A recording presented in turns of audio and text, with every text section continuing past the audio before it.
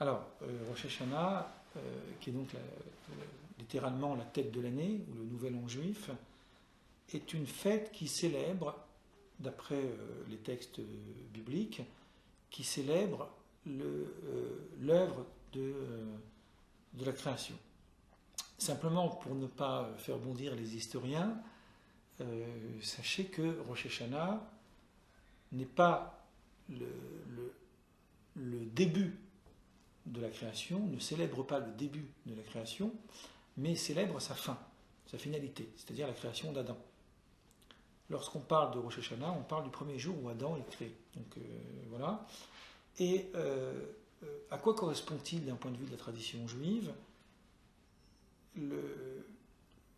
C'est pas comme on pourrait le croire, une fête où il y aurait un réveillon et on mettrait plein de guirlandes et on s'éclaterait toute la nuit. C'est plutôt une fête de recueillement. C'est une fête de bilan, où l'homme se met en préparation, en disposition pour faire le bilan de ses actes, pour essayer de réfléchir à ce qu'a été l'année précédente, et essayer de réfléchir au niveau de son bilan à ce qui peut améliorer pour l'année suivante. C'est la raison pour laquelle Rosh Hashanah se termine avec ce qu'on appelle les 10 jours de pénitence, qui sont des jours de repentir, et qui se conclut le 10 du mois de Tishri, donc le mois de Tishri qui est le 7e mois de l'année. C'est le 7e mois de l'année où se passe le Nouvel An, puisque ce qui est assez étrange chez les Juifs, c'est que le Nouvel An juif ne correspond pas au nouveau mois.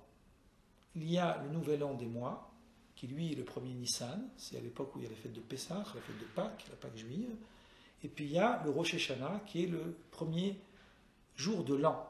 Mais le premier jour de l'an, ce n'est pas le premier mois, c'est le 7e mois. Et qui d'ailleurs est très approximatif avec septembre. On retrouve le mot 7. Et donc, dans les 10 jours de pénitence, il y a donc une période de repentir qui se conclut par le Yom Kippour. Le Yom Kippour qui est un jeûne, où le juif jeûne, c'est le seul jour d'un point de vue de la Torah, où on jeûne 25 heures, puisqu'on commence. C'est comme le Shabbat, on commence la veille au soir et on termine le lendemain, enfin la veille au coucher du soleil, et on termine le lendemain soir. Donc ce jour-là, c'est un jour qu'on traduit, mais c'est une mauvaise traduction, communément le grand pardon, alors qu'en réalité c'est le jour de la grande expiation, si on peut le dire de cette façon-là, où on se fait expier de nos fautes, de nos transgressions. Et pour ça, il y a le jugement, le Yom Hadin. Le jour du jugement, c'est Rosh Hashanah, qui est le jour où l'homme fait son bilan. C'est un petit peu comme à la fin de l'année, on fait le bilan de notre entreprise pour préparer en fait l'année suivante. Donc Rosh Hashanah est une fête où on va manger beaucoup de choses de douceur, avec du miel, etc., pour rappeler, pour se souhaiter une année douce. Donc l'usage, c'est de manger de la pomme trempée dans le miel, de manger beaucoup de dattes, des figues, enfin des choses qui sont toujours douces à manger. Dans les communautés ashkénazes, on a même l'habitude carrément de cuisiner avec du miel. Vous avez du poulet avec de l'ananas, du miel, etc. C'est assez... enfin voilà. Et puis, il y a la coutume, enfin la loi centrale de Rosh Hashanah, c'est le shofar. On sonne d'une corne de bélier, qui est bien arrangée, c'est une sorte d'instrument, où il y a une intonation assez spécifique, qui n'est pas... La Torah ne donne pas une raison logique pourquoi on fait ça. C'était l'usage à l'époque, quand il y avait les grandes manifestations.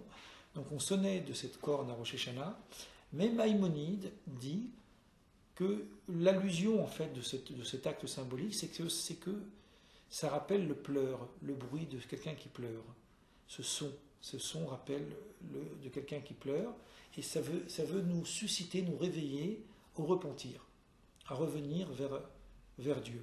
Donc la sonnerie du chauffard, elle a cette particularité qu'elle rappelle quelque chose qui nous renvoie à une période redoutable, à une période de recueillement, si j'ose dire.